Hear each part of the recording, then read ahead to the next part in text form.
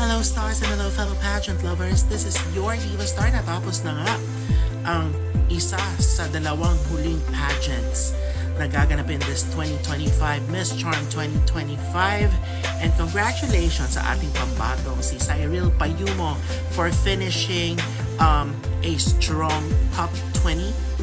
And apart from that, may surprise pa, Best in National Costume. Congratulations also to her designer, Simeon Cayetano, for such an iconic and masterful national costume. Ang ganda. I would love to say, or I would love to focus on the positive. Though, of course, isa ako dun sa mga nagtatanong or nag-wonder why wala kahit dun sa top 10 plus 2 or top 12 na yan. I mean, for me, of course, our very own Cyril deserves a spot in the top 12, but it is what it is. But I'm happy na hindi tayo na El Tucuyo tulad ng iba, and we're in the top 20, and she showed a solid performance during the prelims. So wala tayong maipintas, di ba? Wala tayong masasabing negative about her journey in Miss Charm, and her journey nga was quite very challenging at the same time amidst those uncertainties. If meron bang magaganap na pageant, Cyril was working so hard, working quietly,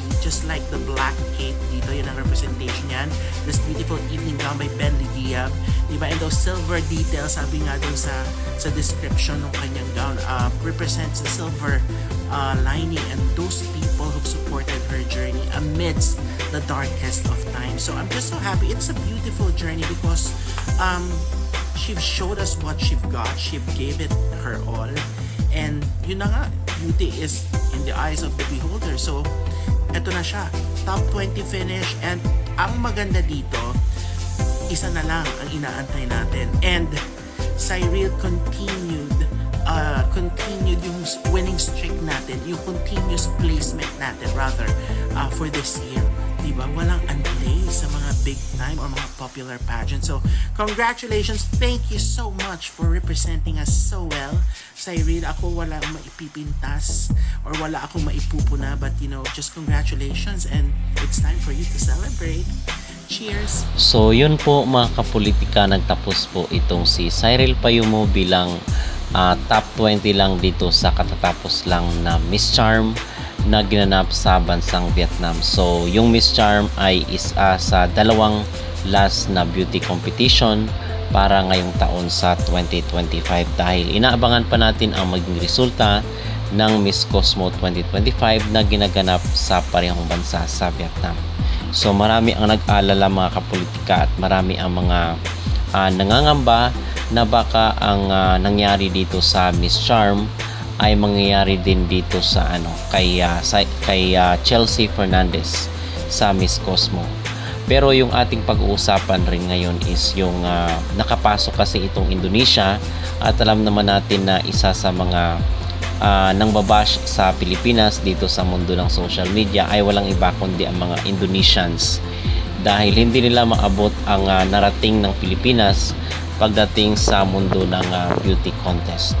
So pangarap ng mga Indonesians na malagpasan ang Pilipinas, at in fact nung sunod-sunod nga ang mga corona nila sa mga minor pageants ay agad sila na nagyabang mga kapolitika na sila na di umano ang bagong powerhouse sa Asia.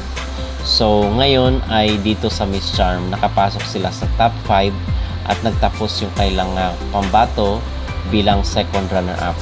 Pero ang na-discovery ng ating mga kabayan ay meron palang Indonesian na judge doon sa nasabing competition, at in fact ay nagyakapan pa nga ito sila after ng contest. So ngayon ay kinurunahan po itong si Ana Blanco Flores bilang Miss Charm 2025, pero hindi rin ganoon kakumbinsido ang mga Latino sa kanyang pagkapanalo mga kapolitika, dahil sabi nila is hindi daw ganoon kaganda itong si Venezuela para sa mga Latinos. Yun ang kanilang opinion at kanilang impression dito. So medyo matured nga yung mukha nung kinurunahan na Miss Charm 2025 na si Ana Blanco Flores. So ewan ko kung ano yung inyong mag-reaction, pero yun nga ang comment ng mga Latinos dito sa social media. So yung dito kay Indonesia ay merong Indonesia na judge doon sa competition Kasi bakit natin ito pinag-uusapan mga kapulya? Kasi tayo nga doon sa Miss Universe ay kaya lang daw nakapasok itong si Atisa dahil sa isang Pinoy judge, at kaya daw naligwak yung Indonesian ay dahil nasabotahin ng Filipino judge na umupo doon sa selection committee.